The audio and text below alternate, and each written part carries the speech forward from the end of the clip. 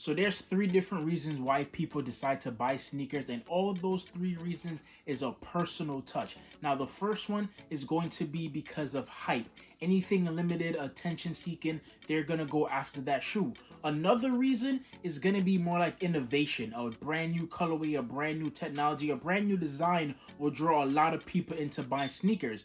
But that third reason is why a lot of people love shoes, and it is going to be that nostalgic feeling. Anytime you see a shoe that reminds you of your childhood, you just automatically fall in love with that shoe and you want to buy all the pairs. My question is for this video, how long is that gonna last? Can the sneaker community still live off of just nostalgic feeling? Let's talk about it. Wagwan YouTube, welcome back to the page, welcome back to the channel, welcome back to another episode of Squin TV. My name is Squin, and today we're gonna be talking about a beautiful topic that I feel like a lot of sneakerheads do speak about, but sometimes they shove under the rug because it's not taboo, but it's like you should already know the answer to this. So like I mentioned in the beginning of the video, there's 3 different reasons why people could buy a shoe: hype, a brand new designer colorway, or nostalgic feeling. And I feel like all the shoes that they've been dropping in the past few weeks is straight nostalgia. All the hype shoes have been retroed of old shoes that people wanted back for a long time. Let's take the metallic 5s. People are going crazy for that shoe because the last time it dropped was 2016. Look at the undefeated 4s. Nobody in their life would have thought the undefeated 4s would have got a retro. Tokyo 5s, those are all old shoes. And the reason why I'm talking about this is because I picked up these Kobe's right here, and then it hit me when I won them. Did I really like the design, or is it just because I wasn't able to buy it back then? And like I've been saying in all my episodes since the year start, I want to open shoes in front of you guys so you guys know if I really like them or not. To be honest, I wasn't into basketball shoes or Kobe's when this shoe dropped, but when I got into sneakers, I started to look up old shoes, and I'm like, damn, that's a very nice pair, and I wish I was into shoes when those came out. The resale value was about $400 to $500. And of course, all the old pairs became unwearable, so there's no way I was gonna get them. But Nike changed that, and they was like, Squin, it's your turn to wear the shoe. And I feel like a lot of people have that same feeling. They missed out on a shoe and they passed. It came back out, and now they gotta have it. So let's open the shoe right quick, and let's see if I'm gonna have that same feeling I got when I first looked them up on Flight Club. Now, here we go. Box opening up, and it's, of course, a beautiful Kobe box.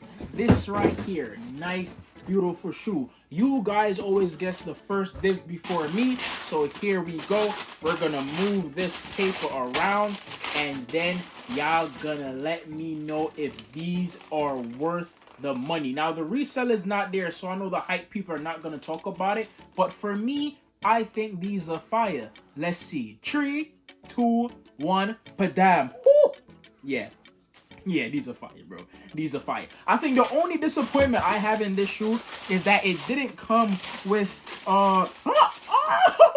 it did. Some people said it never came with the 3D glasses, but here they are. Oh yeah, now I'm hyped. Okay, hold on. So I had to gather myself real quick just to talk about these shoes. Now, like I mentioned before, when they first dropped, I was not into sneakers, but I did look them up, and I figured out that, yo, these are a great shoe, a really staple in the Kobe community, and they came with these 3D glasses. All my Gen Z people out there, when we used to go to like the movie theaters and watch a 3D movie, we had to wear these glasses. One lens was blue, one lens was red, and that was how you saw the effect of this bad boy right here. And somebody said that they never got the glasses in their box, so I was a little bit disappointed, but here it is, and I'm super hyped. I'm not gonna lie, these are definitely pulling that heartstring when it comes to collecting older shoes. These are definitely amazing. Do you see how hype I was when I pulled those out the box and I finally got to see them in hand? Look, hold on. I know y'all hear the beep. I'm pretty sure I changed the goddamn fire alarm like 6 times already. I don't know what's going on. I'm about to throw that one out and get a brand new one because I changed it and it's still going off. Yes, I changed the battery. It's not my fault. I don't know what's wrong with it. Back to the shoe and back to the video. When it comes to a shoe that gives you a nostalgic feeling, that's how you're supposed to feel. Hype and excited. If you're into sneakers because the new technology and the new colorway, you're supposed to be hype and excited anytime they drop a new colorway. Like the brick by brick, at some point, this is going to be a grill for a lot of people who missed out because they were either too young, they didn't have the money, or they just took all the L's in the world. When this retro in the next 10 or 25 years, those people who missed out, those teens are going to go crazy for these and they're going to buy it. I already have it, so I don't think I would pick up a retro pair of those, but there is some retros that I will go crazy for. If they ever drop the Dornbecker 4s, I'm going crazy for them. The Kilroy 9s, going crazy for them. Do the Right Thing 3s, crazy for them. The Miss 4s, I will put on a ski mask and some black forces to get those in my hands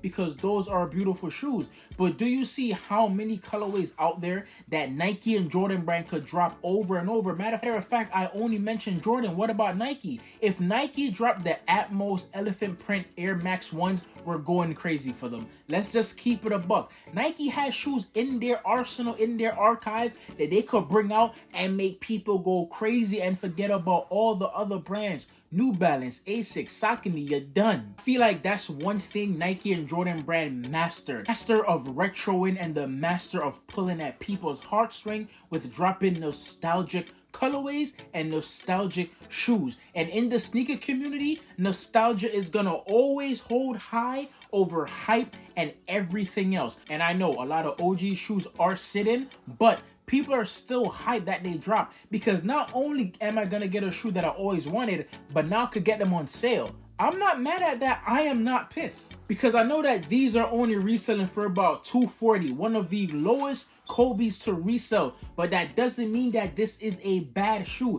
If you always wanted these bad boys, go pick them up because they are definitely worth it. If they drop the Cheetah, bro, God, if they drop the Cheetah Kobe's, you don't think I'm going to go buy those bad boys? And yes, I get it. Squid don't play ball. Squid, those are basketball shoes. Leave the Kobe's to the hoopers. My answer will always be no. Because a lot of the shoes behind me I bought because of some nostalgic feeling. When you only buy into trends, you tend to buy shoes that's cool right there, but then you forget about what actually got you into the game. I'm speaking for me and for myself only. I went and I looked up all the older shoes that dropped prior to when I became a sneakerhead to see what I missed out on. And then I put them on my want list. And if Nike or Jordan brand decided they're going to retro it, I'm going to buy it.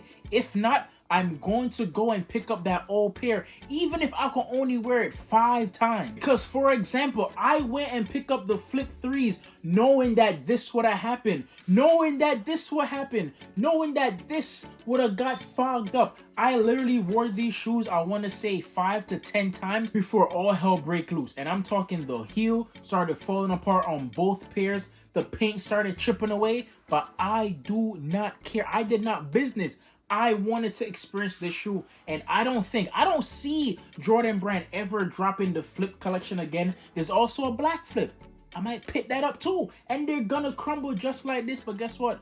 Jordan 3s drop all the time. I could get a quick restoration and get a brand new outsole and a brand new heel clip. What I can't get is the upper because they're not making this anymore. So I just had to get this because it's a nostalgic feeling to me. But you guys answer the question for me. Do you think the sneaker community could last based on nostalgia alone, or is it a nice blend of hype, new technology, new colorways, and nostalgic feeling?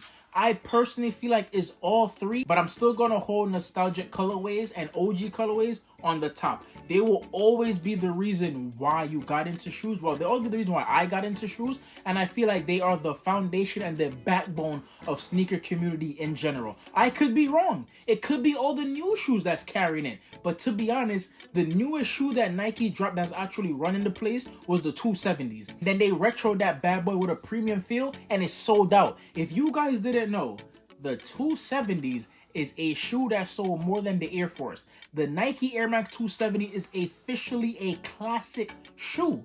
That's an amazing shoe, and it had a crazy run. The React version, a lot of different versions. So yes, new technology, new sneakers could definitely take and have a place in the sneaker community, but the backbone, the foundation, what's still driving it is always going to be nostalgia. Because nostalgia mixed with hype. Because I know a lot of y'all was hoping that the Tokyo and the undefeated 4s would have skyrocketed, but they didn't. But if you guys want to see a true breakdown of this shoe, please comment down below and let me know. I'll give you guys an on feet, and I'll probably do a quick outfit video for you guys. If you guys are new here, I do a lot of discussion videos and I do reviews as well. But lately, because I've been getting shoes late or just talking about them late, I don't see the point of doing a review. There are thousands of people already telling you that the upper of this is 3M, that one side is blue, well, one side is blue, one side is red, and if you really want the tech, then you could go watch them. If you want an honest opinion on why you should buy them and why they're so,